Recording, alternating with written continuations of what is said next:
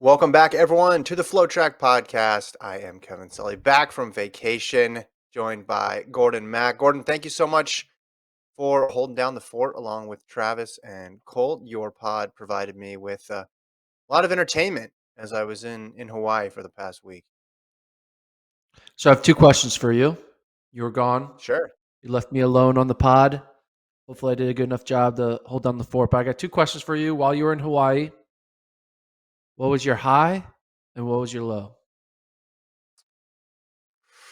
Great question. Man, to pick one, probably swimming in a green sand beach in Hawaii, which included a 3 mile hike in and a 3 mile hike out because you really had to want it. You could get on a Jeep, you could pay to have a Jeep drive you on a rocky road 3 miles in.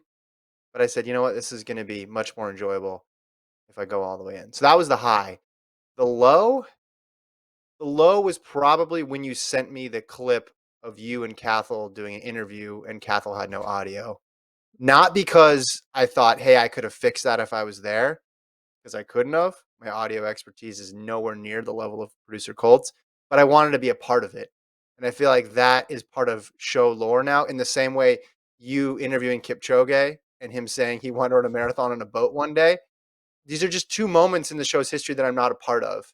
And if a Wikipedia page is ever written about this podcast, there'll be a separate like Gordon moments section, and that'll be a part of it. So that was probably the thing that was my low.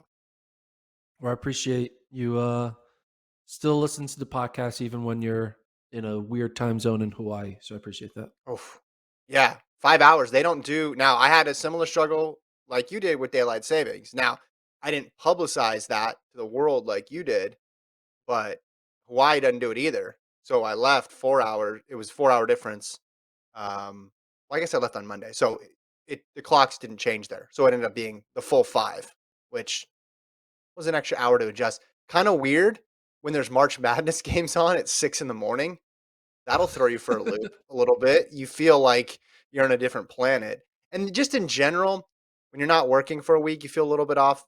But then you're in this place in Hawaii where, on Kona is just some of those places look like Mars with all the rock from the volcano, and then you're in a jungle. And then I'm, 3 kids.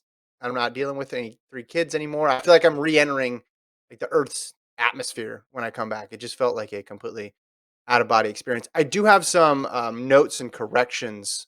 I listened to all the pods, so I wanted to touch on that. But first, can you give me an update on the pick'em? Apparently, only one person beat you at Worlds, so that's surprising.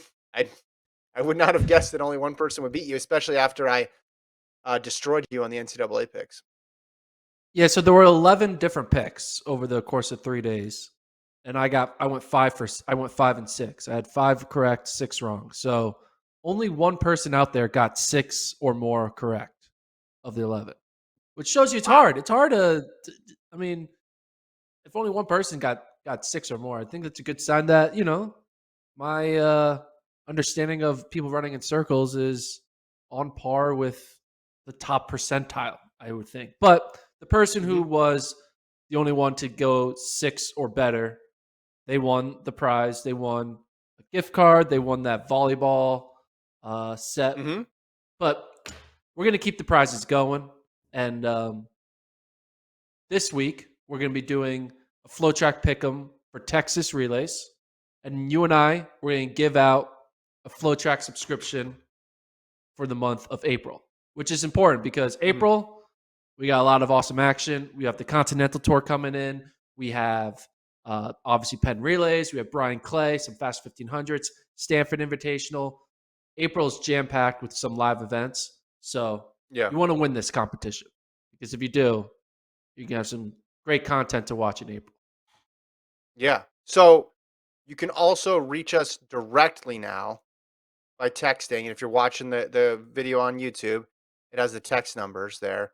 So you can text Gordon or Kevin to 31032, and you can send in questions, comments, just another way to interact with the show if you're not on the YouTube comment. So 31032, and call into the show that way as well too. Travis will be monitoring that. We'll see how that goes.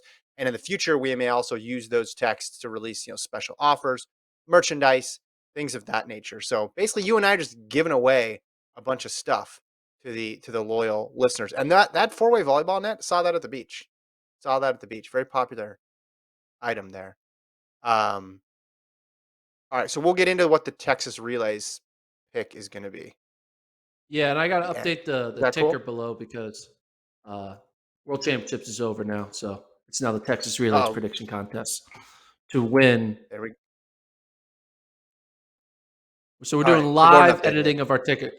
What chance to win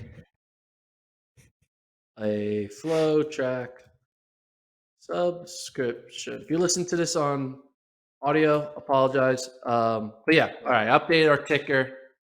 Got all that out of the way. Should we yeah, just tell what the contest? Let's just say what it is now. I know we are going to wait to the end of the podcast, but let's just say what it is now. So here's the contest: win a subscription for FloTrack.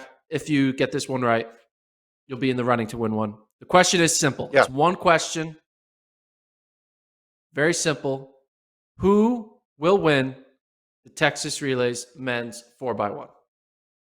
Mm, that's LSU, it. That's all you got to get Houston. one. You guys got to get pick the correct team. But there's a lot of potential. You got LSU, you got Houston, you got USC, you Mm, got Florida, North Carolina A&T, Texas A&M, and other. Other is all the mhm. other teams. Got it. Okay, so put it in there. If you get it right, you'll be in the running for a FlowTrack subscription. And there's a lot of events, as you mentioned, especially coming up in April, continental tour wise, and in the U.S. as well. So that's how you can enter. Obviously, Texas Relays 4x1. There's a great history there. It's good to Yeah, you see all got the that powers LSU, there. got the LSU Houston stare down moment that happened. Do you have a Uh, pick? okay, so my pick. So obviously Houston has won recently. LSU had that win over Houston recently. Florida is the collegiate record holder. USC had three guys make the 60-meter final. Yeah. North Carolina A&T has a legit team that with two guys in the 200-meter final at indoors. I think I'm going to go with, you know what? Why not? I'm going to go with Houston. I feel like they're an underdog again.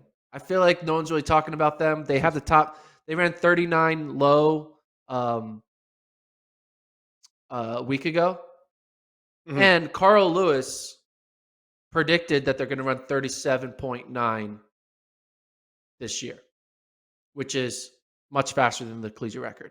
He tweeted it on Twitter.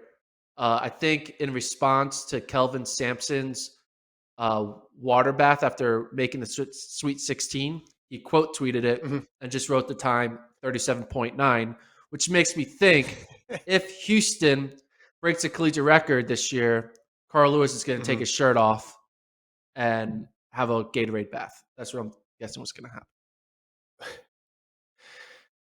Sampson, of course, the basketball coach at Houston, for those of you who are not basketball fans. I'm going to go USC for the reason you mentioned. They're on a roll right now. And I guess you could say you could go the opposite direction. Houston didn't get anybody sprinter wise into the indoor meet. USC got three guys into the 60-meter final. Devonte Burnett won it all.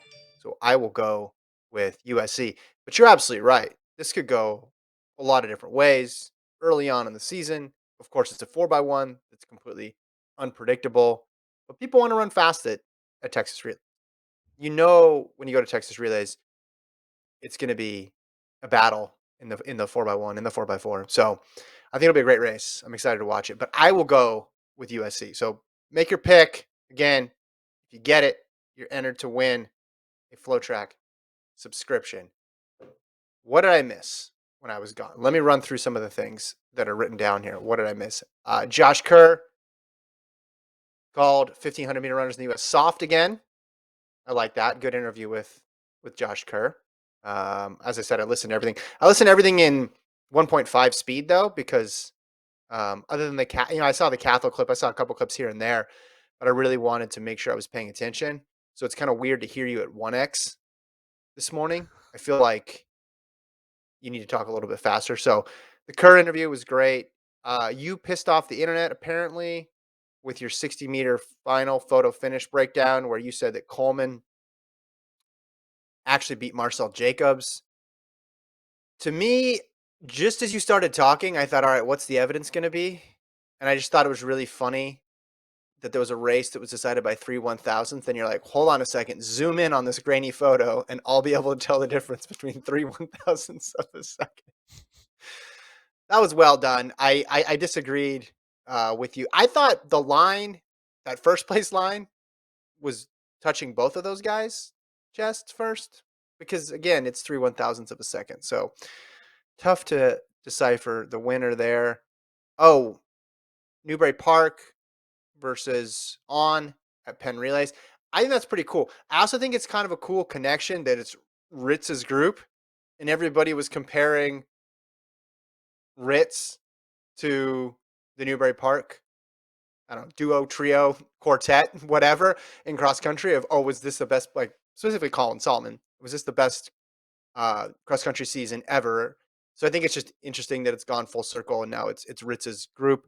Obviously, I think On is the big favorite, but it's fun to see them there. And then the other one, oh, we pick names out of a bag to decide who will make the finals. Yeah, in the hurdles, right? Tied in the semis, so they pick the names out of the bag to decide who advanced. So Josh Kerr had an interesting idea when he talked about reaction time, and you go with who has like the worst reaction time. I don't think that's a good idea because then you're just rewarding somebody for being bad at a part of a race. I don't think that is the best way to do it. But then he also said just let both of them into the final and then have them have their own final, like those two separate. Or could you have just done a runoff? Could you just squeezed in one extra race? I know it would have made them tired for the final, but all right, whatever. At least you give them a chance to do it. Drawing names out of a bag, though it was dramatic, I don't think is the best way to decide this. Yeah, I think the moral of the story is you should only have a track meet that has a tiebreaker lane, aka a ninth lane Oh yeah, for yeah, tiebreakers. And yeah. And you the brought up a singles good track point did not about have that. that. They could have built Yeah, one. They could have gotten some some trainer tape. That's what they do at BU. BU doesn't have actually painted lines on the indoor of their track. They just take yeah. tape and they make their own little lanes. So they could have just added a ninth lane on the edge. But anyway. hmm Someone commented on the 60 video with Coleman that said, "Man, you crazy, but your analysis is reasonable." Kind of reminds me of that quote from Old School. I like you, man, but you're crazy. I don't. I don't. When you started it with, okay, this is gonna get a little weird. I knew that we were in for a treat. All right, I wrote down some other things because I listened to all of it. I have some corrections, basically things that I would have interjected with if I was on the pod. All right, so some of these are small, some of these are big, some of these are just great Gordonisms and then notes. So, number one, you said Caitlin I didn't know I Tui's was gonna coach get was. like I didn't know I was gonna get analyzed here. It's like I feel like this is a therapy session for me on my podcasting skills. Gonna get a letter grade after No, I this, it just seems. letter grade was good. Cole, I mean, he did it by himself, except for the Josh Kerr podcast. So I agree. It was it's great. hard. It's hard to do 90 minutes. It's hard to do 15 minutes of a podcast by yourself. So letter grade's an A. But I'm adding these, Gordon, after the fact so people don't think we missed it because I caught Got it. it. I caught it. Okay, let me go through this.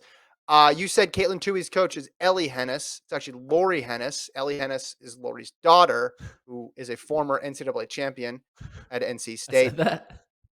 Yeah, runner up in Did the you slip of hurdles the for North tongue? Carolina A&T, Leonard Mastari. I don't know how you pronounced his name, but you did not say Leonard Mastari. You made it a little more complicated than it need to be. You had a good bit on daylight savings, which I thought was fun. I liked when you just deviated from the rundown and just said, "What's the deal with airline food?" You also did one on hotel Wi-Fi. You're like, "Why is hotel Wi-Fi? Why are there two different prices?" I thought that was good.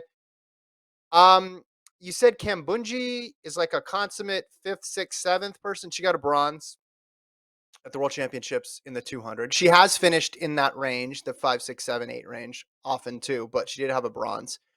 What year You was didn't that 200? What year was that 200? 2019. 2019. Was that Uh, yeah, well, didn't all the best women scratch that year? Was that yeah, but she like still got a bronze. She okay. still got a bronze 2 world championships ago. I'm just saying this is something I would have brought up if I was on the podcast. Because I don't want people to think that we missed it. You didn't know. Sometimes 200-meter medals are a little bit like indoor medals. They don't really count because a lot of times the Okay. best sprinters all scratch in 200. You got to say it like Josh Kerr said, a lesser medal. A lesser medal. Lesser Still a medal. medal, Yeah. but a lesser medal. You didn't know the word snag, but luckily Colt was there to help you out. And the way you prompted him was, it's a word that starts with S. And Yeah, that Colt was was good. just Johnny on the spot. That was good. Also, Colt needed his mic on more.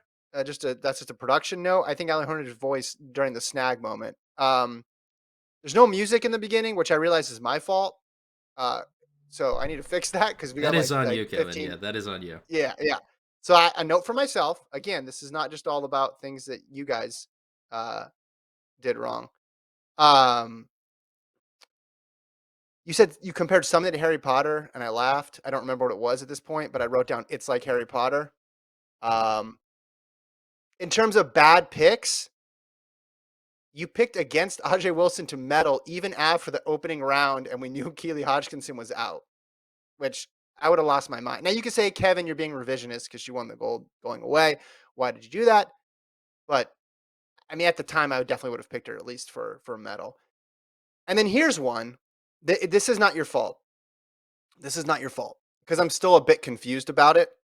But you mentioned Devonte Burnett in your NCAA recap and his chances at USA's. He ran in the Jamaican trials last year. Now he's listed on World Athletics as US. But if you look on like Tila Stapaya, which is a stats database, it says he had a transfer of allegiance to Jamaica. He, according to his profile on USC's website, his mother was born in Haiti. His father was Jamaican. He was born in Massachusetts, but he lived in Jamaica for 2 years growing up. But yeah, he ran for in NACAC championships for Jamaica, and then he ran in the Jamaican championships last year. So I don't know on that one because Yeah. in World He's Athletics he's probably listed as US.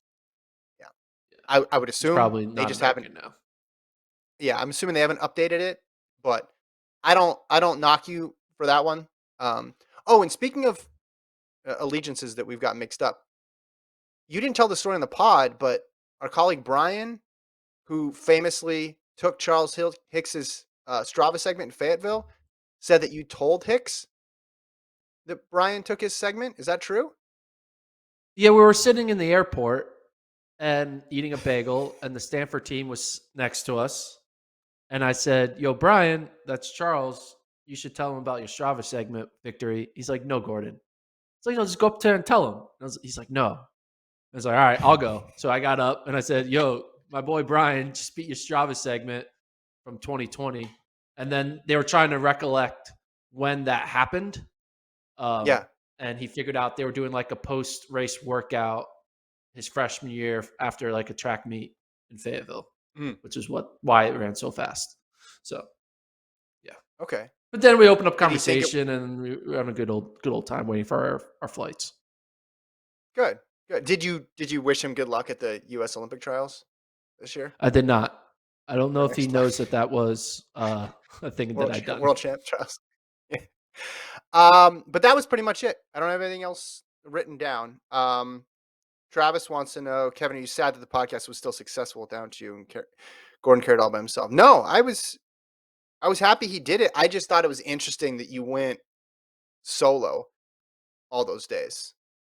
Like that's difficult to do. Now, I want to ask you this: was it easier because it was just recapping a meet that was fresh in your mind? Because I feel like it would be hard if you had 6 news items to get through. But was it easier because you had results? Yeah, I mean, I was reacting to NCAA's and World Championships. There's a lot to talk about, you know. So that's what makes it easy. There's just so much to talk about.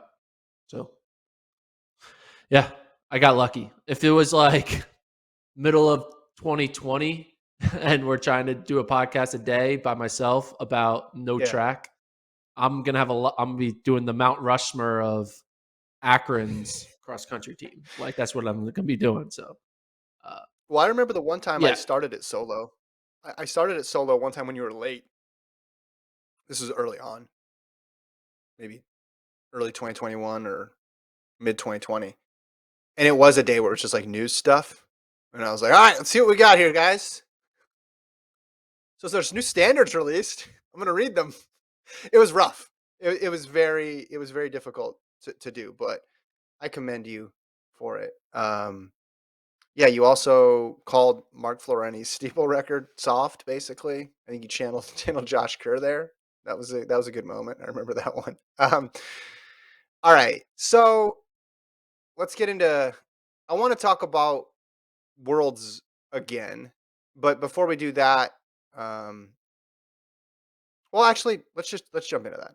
Let's jump into that. So I have some stuff here about what mattered and what didn't matter um, at World Indoors, like some results that happened at World Indoors. First of all, Jakob Ingebrigtsen losing.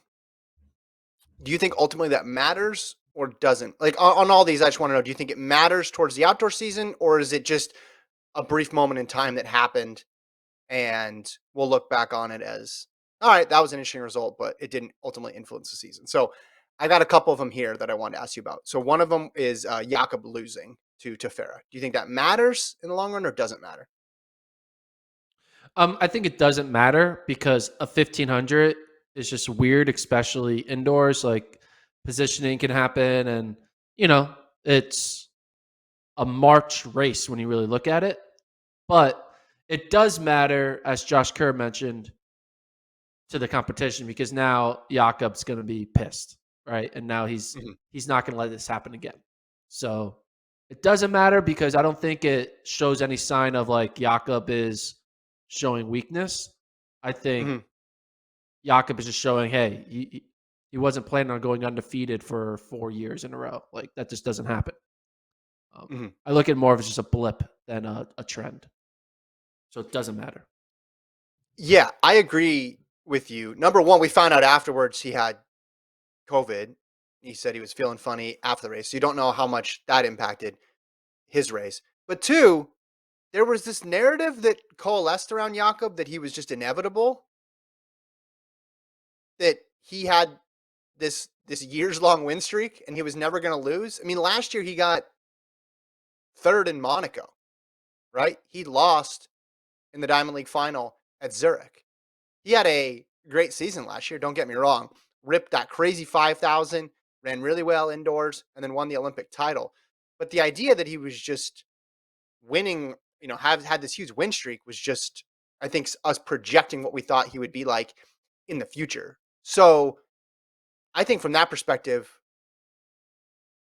it ultimately does not matter too much that he lost. I do think, yeah, obviously Tefera puts himself in a good position. Maybe we consider him more of a serious threat like we do with Timothy Chariot, but ultimately I think it wasn't as shocking as a loss when you look at Jakob's last couple of years and the fact that he was, out there vulnerable. He was trying to push the pace. All right, let's go to another one here. Grant Holloway winning gold. Grant Holloway winning gold. Matter? Doesn't matter. That also doesn't matter because um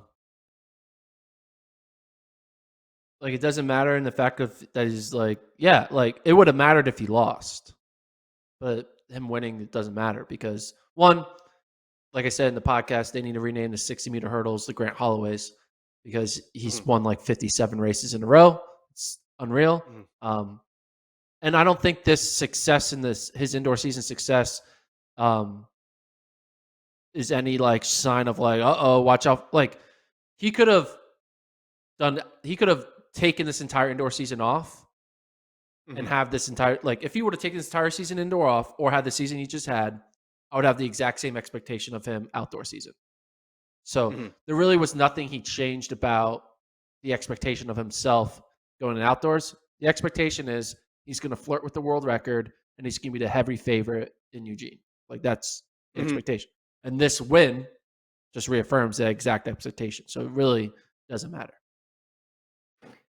If you look at outdoor championships, Olympics and world championships as all the same, which track fans do, because we know everybody goes all in on worlds, everybody goes all in Olympics.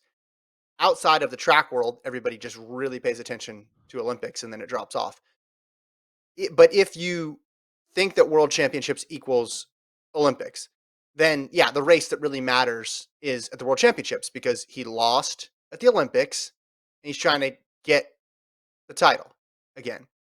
But I could see another perspective too, where you're like, hey, he already has a world championship title. The real thing that matters is that Olympic title, which he didn't win, got upset in the final against Hansel Parchment. And then you'd say, hey, we're just looking for 2024. But I'm not going to go that far. I think outdoors world championships matter. World record, obviously, is another thing he needs to check off his to do list. But he ran great. Obviously, prelim time, PR time, prelim time, world record time for Grant Holloway. But I agree with you. It's like it's only a story. He's so good. It's only a story if he loses at the indoors at this point, or if he, breaks his world record by some ungodly margin indoors. But him winning ultimately, I think it's all about outdoors for him at this point. What would happen? What would be your perspective if Grant goes on to break the world record outdoors 4 times in his career? So he like PRs he breaks the world record and then Yeah, PRs 3 more times. He also wins in 2022. He wins in 2023. He gets hurt in 2024, so doesn't compete. Wins in 2025. Wins in yeah. 2027, and then gets second in 2028. So he'll have all these gold medals, but never an Olympic gold. Would that be like the weirdest, greatest athlete of all time? Well, Like, what you described was Felix for a while in the 200, right? She was winning all the world titles and then didn't have an Olympic title. And that's what I'm saying. There's a difference between how track fans view it and how people outside the immediate track community see it. I see those things as equal. Like when I look at a person's career, I don't give extra points for Olympic gold versus world championship gold.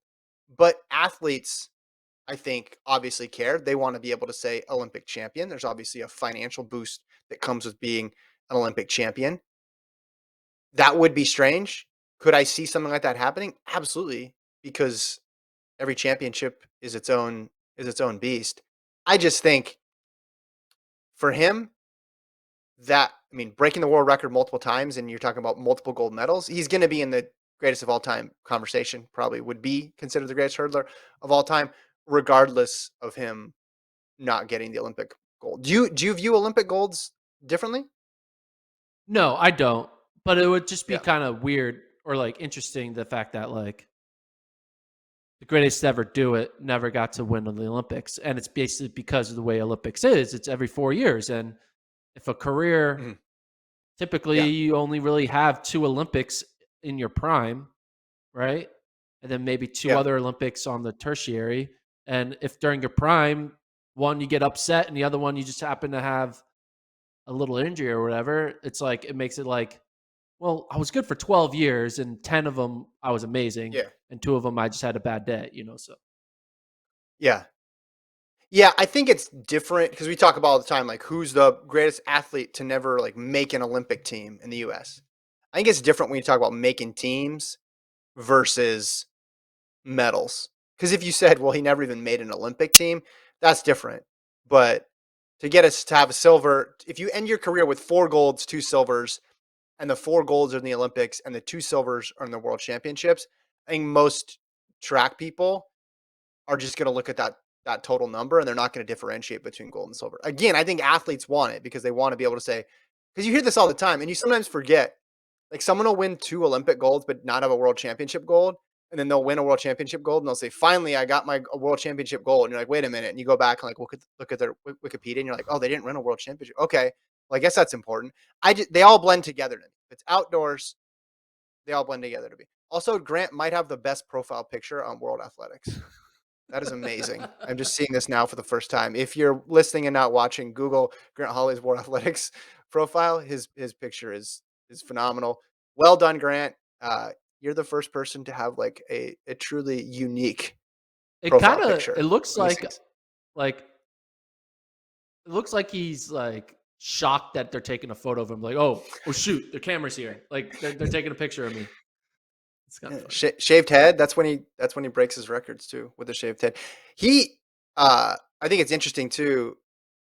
The whole idea of people asking about this in the mix zone. The approach when you run really fast in the semis and having to come back in the final, because that reminded me of Eugene in the trials. He goes 12:81 and then he has to come back in the final. And remember, Mike Holloway was right at the finish line after that semi, telling him like, calm down, like you still got another race to run. He kind of does something similar here where he equals the world record and then has to come back a few hours later. That's tough to do, but at the same time, I don't think you want to flip that switch off. Yeah, I'm excited to see Grant outdoors, obviously. All right, here's my next one. Munjinga Kambunji winning. And let me make the argument of why this matters. Okay, it's an indoor 60. I know the 60 is not run during the outdoor season. We have a long list of people who have been indoor all-stars that don't materialize outdoors. But I mentioned this earlier. Kambunji's one global individual medal comes in the 200, Gordon, not the 100. So she's going way down in distance, and she's able to win a gold. She's able to beat Ava Swoboda. She's able to beat the 2 Americans. But the time is really what caught my attention here. She goes 6.96. That's faster than Shelly Ann Fraser-Price ever ran. That's faster than Elaine Thompson-Herah ever ran as well, too. We look at 7 seconds as a very significant barrier. So the fact that she's a really strong 200-meter runner combined with this new 60 PB, I think is a really good sign for her indoors. I want to see it in 100. I want to see how it shakes out. But I think she could enter that group of people. Now, if Thompson-Herah is running Thompson-Herah times from last year and Shelly Ann's running the times that she ran last year, it's going to be tough. But I just think if you run that fast indoors and you are more of a 200 runner than a 100 runner, like she's going to have a big 100-meter PB on the horizon. I don't want to. I'm also. I disagree with you. You keep on bringing up her 200-meter bronze. You look at that race. Dina Asher-Smith won that race 21:88. Second place was Brittany Brown, who ran 22:22. Third place was Kambunji, who ran 22:51 for third. Yeah. She beat Desiree Bryant, Tiana Gaither, Collio, Angie Anellis, and Gina Bass. Like, that 200-meter race is not indicative of the best 200-meter women in the world. There was really only one legit 200-meter woman in that race, and it was Dina Asher-Smith, and she blew away everyone else by like a half a second. So, all right, well then let's just look at last year. Let's look at last year. I don't look at her as a good Let's take 200-meter runner. Let's her look at her. PB Okay. in the 200 is 22:26. We just had Abby Steiner run faster than that on an indoor track. So she was 6th at the Olympics in the 100. Let's just go last year then, because you'll agree people were good last year, right? Yeah, people were good last year. Okay, sixth in the 100, 7th in the 200, and now she's running 6.96. Her 100-meter PB is only 10.94. Again, you can't draw a straight line sometimes from 60 to 100, but 6.96 is just going to equate to a much better mark than that outdoors. I just think that the women's sprinting landscape has changed dramatically with obviously with the two Jamaicans, with Sha'Carri, with the what's her name? Someone just rang my doorbell. Hold on. Hold that thought. You carry that thought. I just think the 200 meter. I just think the depth in the women's world elite sprinting is so good that it's going to take more than running 6'9", 60s to really for me to step you into that next tier. In my opinion, I gotta go get the All right. doorbell. Hold on. Gordon's going to answer the door. He doesn't think anything was impressive here. So far he thinks Holly winning doesn't matter. Jakob losing doesn't matter. Kambunji winning doesn't matter. Lamont Marcel Jacobs. How about that one?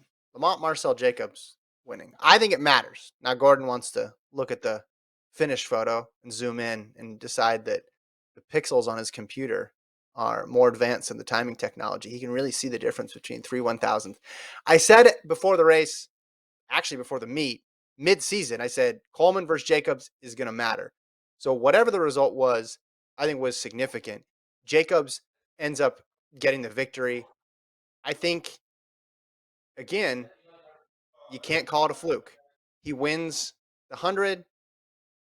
The race is missing Coleman. Okay, that's fine.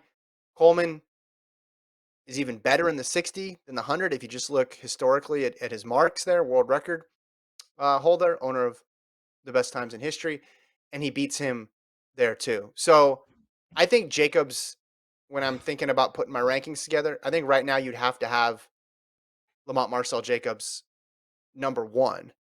I want to talk about Coleman in a second too, but Gordon, do you think Lamont Marcel Jacobs should be number one in the 100-meter rankings right now? Because that's where I have him. 100%. Yes. 100%. Yes. No, if, and this is coming from the person who just did a whole bit that I think Coleman won the race, but I 100% think Marcel Jacobs is the favorite of 2022 outdoors. 100%. I think Jacobs won the race. I think Coleman, it's like 51-49 right now because those guys were separated by 3/1000ths of a second. So he's not a huge favorite to win at this point. But he was closing on Coleman. Coleman's a great starter. So you figure the 100 would play more to Jacobs' advantage. This is really simple. Like, we don't need to overcomplicate these things. Do results matter or don't they? If they matter, then you have to have Jacobs number one. If they don't, and you're just going off of some subjective viewpoint of how things will happen in the future, then you could put Coleman number one. But right now, the argument is clearly in favor of Jacobs. Now, to get to Coleman, here's the interesting thing about Christian Coleman, especially as it pertains to the 60. He is no stranger to running against people who can do 6'4". When he ran his world record, 6:34 in Albuquerque, Ronnie Baker ran 6:40 at the World Indoor Championships that year in Birmingham. He goes 6:37. Bing Tiansu of China goes 6:42. So he beat a guy who ran 6:40 and he beat a guy who ran 6:42 by posting these sub 6'4" times. Jacobs goes 6'41". Coleman, though, still in the 6'4s". So what I'm wondering, as it pertains to Coleman, is this just rust coming back from not racing because of the suspension? I don't know. Indoor season, everybody has a short indoor season. Everybody's coming off a break. I don't know how much that impacted him. Is it that? Is it he just had an off race? Or is it just difficult to maintain sub 6'4s, and now he's going to be a 6'4" low guy instead of a 6'3" guy? I don't know the answer to that question. You could make strong arguments for all three of those. I tend to lean towards it's a short race. Maybe he made a tiny mistake, an error here or there, and we're dealing with such small margins that he could have easily been a 6'3" guy. But Jacobs surprised me that he got his PB down that low, but I guess I should not have been that surprised because we have non-Coleman guys in the very recent future who have run that quick. Coleman's just been able to outdo them, and he couldn't in Serbia. Yeah, I mean, you're doing this whole segment of what doesn't matter, does it not matter? And my answer is always going to be it doesn't matter, mainly because it's World Indoors. The only result that mattered to me was this one. It was the only race that mattered. All the other Yeah, races have reasons to put asterisks, whether it's the field depth, where it's the fact that it's indoors and not outdoors, all these yeah. unique circumstances. But that 60 was a legitimate mattering race. And I thought, while I feel like they virtually tied, a win is a win, and it matters now. Marcel Jacobs Yeah. has been able to turn his, naysayers calling a fluke Olympic title into a standard. And now, it's 100% legit. And I think that, hey, he's the favorite. Mhm. I have no problem saying that. All right. I'll zoom through these last couple. U.S. getting no medals in the 4x4 doesn't matter. Just want to I was going to say get ahead of that one, but it's been a few days. If anybody's making that argument about how this represents the decline of U.S. 4x4 running, no, you are wrong. It does not matter ultimately. And then these field event results. I mean, you have Krauser losing, and then you have Rojas and Duplantis breaking world records. I think if you look at them in totality, they matter because all three have been dominant, but the Krauser loss shows that it's not a guarantee, even when you get into a championship setting, which just makes you appreciate and are impressed by how good Krauser and Rojas have been, in addition to how good Duplantis and Rojas have been. And just Rojas is getting to a point, her level of dominance is just nuts that every time she does break a world record, it just matters because it's she's just breaking new ground every time she goes out there and jumps. So I think all three of those field event results did matter. Now, with Krauser, am I putting him number 2 behind Darlin Romani? No, I'm not, because that's a completely different situation than Coleman and Jacobs, because we've seen what Krauser's done 2020 and 2021. But I thought those field events results did matter. Yeah, I mean, I kind of disagree with you, Holt. Like, for some reason now, whenever either of those three break a world record, it actually is becoming less impressive, which is a weird thing to say because they've normalized their greatness where it feels normal for them to break world records. They're like making historic moments seem inevitable, which is like, you know, it's Well, weird. here's the thing. There's certain athletes in all sports where like they normalize such rare feats where we just aren't able to appreciate it. You know, like I don't think it's Here's normal. I think people have like appreciated how good Tom Brady is at his age. I'm not even a Tom Brady fan, right? But that's not normal to be one of the top quarterbacks in a game with a bunch of young 20-year-olds and doing it in an age 40 plus. And I also think it's not normal for you to go out there and your baseline is within centimeters of the greatest to ever do it in the history of the sport. You know, that's just like crazy that Krauser, Rojas, and Duplantis' standard is within all time of the history of the 1,000 years of our sport. I don't even know how long our sport is, but probably not 1,000 years, but you get the idea. 1,000 years. I like it. But here's where it's different. Duplantis is chasing Bubka. So I do think every time he breaks a world record and puts another one up there, that matters. And what Rojas is doing is just the margin with which she's breaking it by is just obscene. And I think Krauser's loss speaks to how hard that is. And that's why I think it almost lends a little more credence to it. Hey, because, it's different. Like field events are different than running events, not attempts.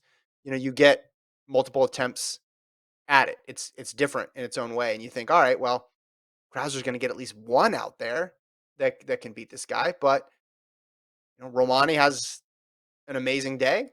Krauser's slightly off. He said his preparation was not great. He said the time between throws impacted him. So it's hard to win these competitions even among the very best. So that's why I thought those three mattered. But you know what else is mattering on the jump side of things? This new jumping rule. came into effect for 2020, but I don't remember this many complaints about it until the World Indoor Championships. And you knew there was just going to be some sort of controversy because there wasn't a ton of DQs. People, for the most part, Gordon, stayed in their lanes this year. This was not the DQ fest of 2018 that I know you witnessed in person. So let me just quote from the World Athletics release when this came out. It says, under the new technical rule, it will be a failure on takeoff if any part of the takeoff shoe or foot breaks the vertical plane of the takeoff line. It was felt that this would be more understandable and simpler to judge. So what you have is, in layman's terms, basically someone's foot behind the mark, but as they roll up on their toe to take off, a portion of their foot crosses the vertical plane and it is being ruled a foul. Now, if you are, I don't even know if you could say a casual fan of track and field. You could be a serious fan of track and field and not have known this rule and basically said, no, you look at where the foot plants, and if it's not over the board, you are good to go. But now they're judging the vertical plane. I don't understand the second part of that sentence where it says this makes it simpler to judge.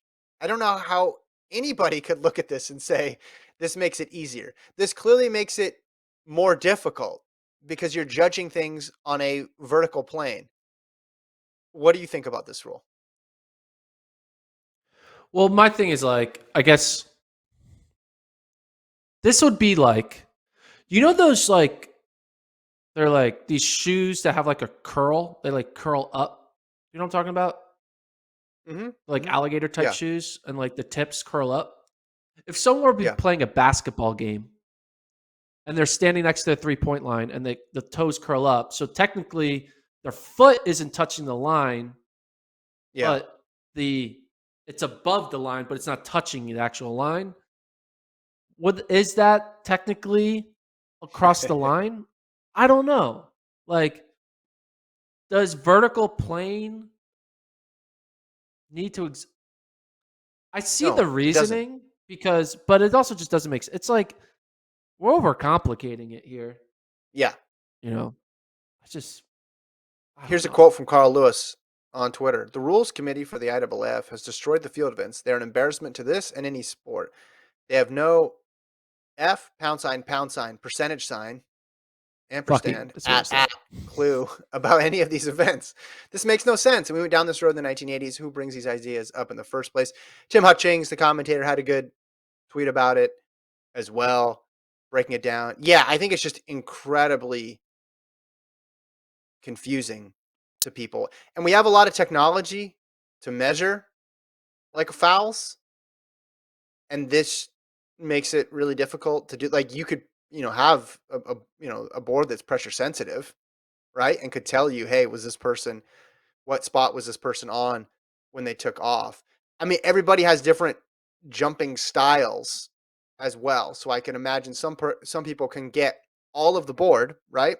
Can take off perfectly, but just the way their foot placement is going to be flagged for fouls. I mean, there were consequential jumps. There were medal winning jumps in this competition that were called back because of this. I think it's not the right move. I think they should. I think there's going to be a situation too where your foot's going to. There's going to be a situation where your foot crosses the vertical plane, but the bottom of your foot has left the ground, but you can't tell yet. So technically, you're off the ground now, so you're allowed to cross the vertical plane because you're now in the air, but maybe your foot still looks like it's touching the ground. So they're going to be like, oh, foul, because you're crossing the vertical plane. It's like, yes. Well, now you're going to have the debate whether or not your foot's off the air or not. Exactly. So now you have to look at two things. Is your foot off the air and did it cross the vertical plane? I mean, this reminds me of the NFL catch rules a few years ago, where it's like, all right, 7 things need to be happening, Bill, for this to be a catch. He needs to have the ball, makes a football movement, 2 feet need to be, and it's just like, let's just simplify this. And this is easier to understand. This should be than a catch, right? Like what we're putting up let's right now. zoom in on that That Let's zoom in on the right photo, if you can. that is a clean jump. That So is a this was clean jump. That is a perfect jump. this was deemed not clean, right? It's a foul. Yeah. Okay. So if we zoom in more on the right foot, enhance. We need more enhancement on the right foot. Enhance. Okay. Uh-oh. So they're Gordon's like, saying, this proves that Okay, Coleman. here we go. Enhance. So they're saying that the tip of the toe crossed the vertical plane, but I'm saying, hey, Yes. they're off the ground, so they're in the air. So this Mm-hmm. isn't a foul. How do you know that their foot is still touching the white plate? You can't tell that. There looks like there's separation between the bottom of the foot and the ground. You got to cross the vertical plane eventually if you're going to long jump, right? This isn't high Yeah. jump. This is horizontal jump. So you got to go across the vertical plane eventually. And Well, yeah, so people are going to be jumping 10 centimeters back of the board, just terrified to foul now. And the marks are going to suffer because of it. This is not good. They don't need to make this more complicated. I feel like the jumps, man, like the 3 the elimination rules last year in the Diamond League too. They are always changing the jump rules. I will say that. They're making things quite complicated for them. All right. But again, I mean, no, not. I mean, were there any out of running out lane infringement DQs? I mean, I know there had to have been at least one, but was there anything I don't know. of I that wasn't nature at keeping track Worlds? as much. I wasn't keeping But I'm track of saying, that and the way I did in 2018. there was no controversy about it, is what I'm saying. There Correct. wasn't Yeah. a race where 6 people got DQ'd or whatever. Yeah. DQ'd. Yeah. So Yeah. Yeah. that part, that part was better. I guess the big officiating controversy happened at NCAA's with that men's 60. That was the one where people got to argue about the officiating. Okay. What else do we got? Oh, Allison Felix racing the Penn Relays, Gordon. See this? Yeah. Alison Felix, running the 300 at the Penn Relays, making her return. Pretty cool to see some of the top pro athletes slowly trickling into the Penn Relays. Exciting to see who else shows up. But hey, getting Allison Felix to the Penn Relays, it's a pretty big deal. She hasn't run the 300 much. I think has she ever run an outdoor 300 ever? I believe no. She's run an indoor 300 in the year of 2007. Very long time ago. Do you know what was popular in 2007? Hmm. I don't know. Well, okay. What was popular in 2007? What was like the number one hit? What was the number one hit song in 2007 when Allison Felix was running 300s on the indoor track? 2007 top song was Rihanna Umbrella, Soldier Boy, Fallout Boy, Maroon 5 Makes Me Wonder, Timberland The Way I Are, Avril Lavigne I mean, Girlfriend. okay, now you're getting into some older stuff. But when you started with Rihanna, I was like, well, maybe it wasn't that long ago. Like No, Umbrella Umbrella's does an not old seem song. like that. I know, Umbrella's but an it old doesn't song. seem that long. All-time mark held by Shawnee Miller-Luebo, 34:41.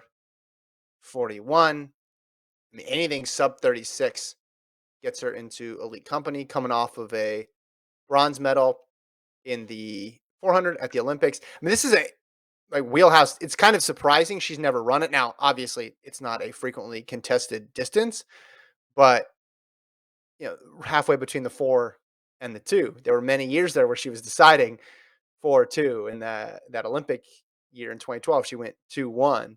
But this is a good distance for her, so I'm excited to see it. Um, After the Olympics last year, getting that bronze medal, so obviously still one of the best in the world. So she'll be at the Penn Relays. We had all those colleges announcing, and now we're getting individual athletes being announced. Of course, that meet's going to be live on FloTrack at the end of April. Gordon and I will be there in attendance. All right, let's get the over under now. Over under 35.7. 35-7. Okay, so that's a see. I thought you were going to say 36. All right, I'll go. 35.8. 35.8. I'll go. I'll go over. I got 30. I got 35.96 is what I'll go with. Actually, you know what? 5.96. Hold on. No, I'm gonna go faster. I'm looking at this list. Yeah, exactly. I'm looking at the list too. Yeah, I'm gonna go under. Sorry. 35, 6, 4. She's better than Leah Sprunger. Come on, right? Yeah, well, yeah, no, that's it. Well, when did Springer do that? Was that I mean, I she's don't know. current athlete. Okay, yeah, I'll go 35-6. I'll go 35-6. Also, all-time name, Chandra Cheeseborough. That's a great name. Great name. Cheeseborough. Yeah, historic name in track and field. All right, so again, 10 relays, end of the month. We got coming up this weekend: Texas relays, Raleigh relays, FSU relays. Once again, Gordon, tell people what they need to do for Pick'em. Yeah, so once again, we are going to be giving away a free subscription. Basically, throughout all of the years, right? So this is always going to be we're going to do a contest every week, and this week's prize is a free subscription.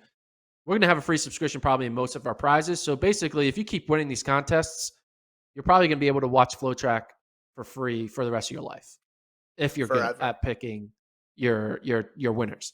And this contest, very simple: one question, one result, give one answer.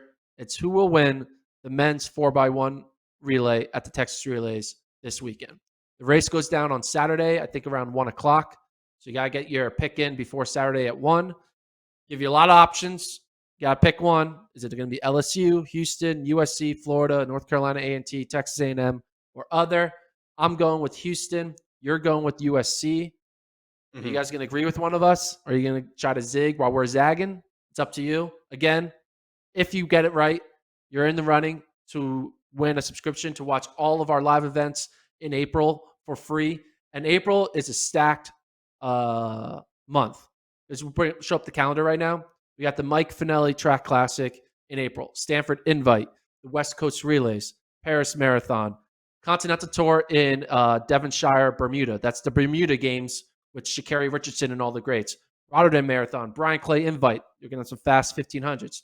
Bison Outdoor Classic, the Golden Games. We have the Boston Marathon, Penn Relays, Peyton Jordan, the Big Meet, which is Cal versus Stanford. We got the Triathlon Cup. April's gonna be pretty cool for FloTrack, so it's worth it.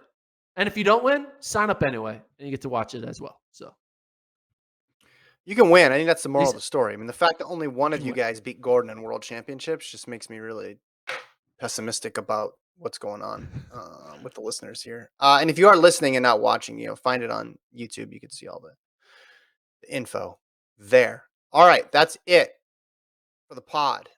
We covered it all. Subscribe to the FloTrack Podcast YouTube channel and the FloTrack YouTube channel. Do the Pick'em, become a member. Send us an email. Send us a text. What's the number? 31032. Is that right? 31032. Text Gordon. Text Kevin. And we'll talk to you guys on Friday. More previews of what's to come on Friday. Thanks to Colt. Thanks to Travis. We'll talk to you guys then.